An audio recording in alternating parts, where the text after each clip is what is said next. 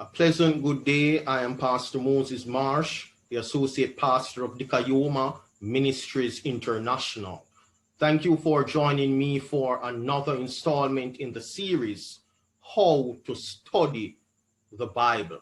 This is the 17th installment in the series, and this is the final installment in this series. In today's video, I would like to talk to us about the importance of the figures of speech that we encounter in the Bible and ensuring that we do not read too much into these figures of speech or figurative language that we may encounter in the Bible. So whenever we read throughout the Bible, we will encounter figures of speech. And we have to ensure that we don't read too much into them. All right, because what happens is that we will arrive at a conclusion that the author, the biblical author, did not intend. All right, so whenever the biblical author uses a figure of speech, we ought to seek by the context to find out what is he trying to convey by using this figure of speech. Right? What is his purpose for using this figure of speech? What message is he seeking to communicate by using this figure of speech? And in order to illustrate this very important biblical principle, I would like to use a passage from the book of Revelation, Revelation chapter 1, verse 14.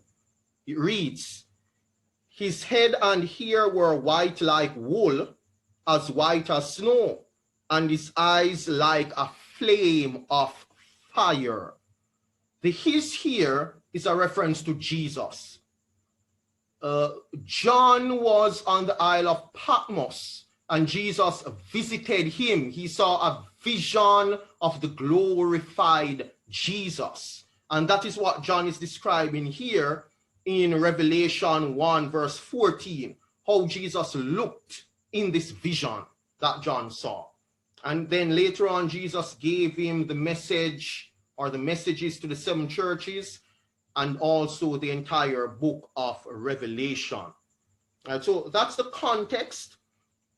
Here in Revelation 1, verse 14, we encounter a figure of speech by the name of simile. So we encounter simile. A simile is a comparison of one thing with another by the use of like or as. So a simile is comparing one thing to another by the use of like, the word like, or the word as. And so it says, Revelation 1:14, he is referring to Jesus. His head and hair were white like wool, as white as snow. Just want to zero in on this phrase, on this simile. His head and his hair were white like wool. So here, Jesus's hair is being compared to wool. All right? Now, when, for example, the Rastafarians look at this passage, they say immediately that this passage shows that Jesus is a black man. All right? So they look at this comparison, it's here white like wool, and say, aha, just a white man. Why? Because his hair is being compared to wool, and the only race whose hair resembles the texture of wool is a black man. And so just a black man. However, what the Rastafarians do not know is that they are missing the point of the comparison. They are not looking properly at this simile. And so they walk away from this passage believing now that this passage is speaking of, His Imperial Majesty, Haile Selassie I, and saying, there it is. It's speaking of him because he's a black man, and only a black man here is like wool. However, let's look at it and see what is the purpose, what is the message, what John was actually seeking to communicate by this simile. Revelation 1:14, his head and hair were white like wool. So Jesus' hair was being compared to wool. The question that we need to ask is, what about wool is Jesus' hair being compared to? What is it about wool that Jesus' hair is being compared to? When we look at it, we recognize it says his head and hair were white like wool. So Jesus' hair was being compared to the color of wool, not to the texture of wool. Look at it. Revelation 1:14, his head and hair were white. That's the key word. White like wool. And so here in this passage, Jesus' hair is being compared to the color of wool, not to the texture of wool. Now, it's a very important principle, because whenever we encounter similes and other figures of speech, other figurative language in the Bible, we need to look at what is being compared, what is the message that is being brought out by the biblical author through the use of that particular figure of speech. If we do not find that out based on the context and reading it properly, we will read into the figures of speech that we encounter in the Bible. We'll read our own thoughts into it and leave with a conclusion that the author did not intend.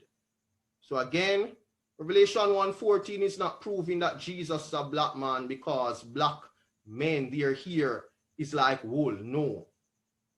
Because here, John sees Jesus, and Jesus' hair is compared to the color of wool, white like wool, not to the texture of wool.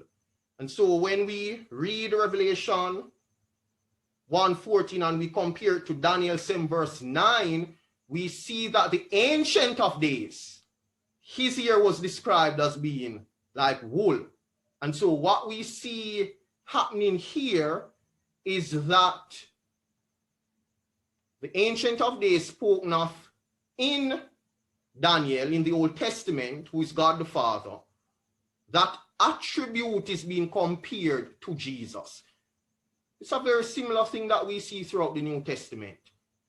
Passages in the Old Testament that refer to God the Father, in the New Testament, they are applied to Jesus, showing that Jesus and his Father are one, showing that Jesus is fully God. So that's what is happening here in Revelation 1, verse 14. Very important. So please comment on this video. Let me know your thoughts on this video. Please also come, and pay us a visit at Dikayoma Ministries International. We worship on Saturdays at 10:30 a.m. You can visit us at our physical building, 66A Brunswick Avenue in Spanish Town, Jamaica. Or if you cannot come to the physical building, you can join us on Zoom. The Zoom link is normally on Dr. Clinton Baldwin's Facebook page, or you can join us on Facebook Live. Also, check out our website at dikayoma.com. That's DIKAIOMA.com. There are much interesting videos there, very informative biblical stuff that you can learn from. And let us just continue to study God's word. And as we approach God's word, let us approach it with an open mind and an open Bible. God bless you.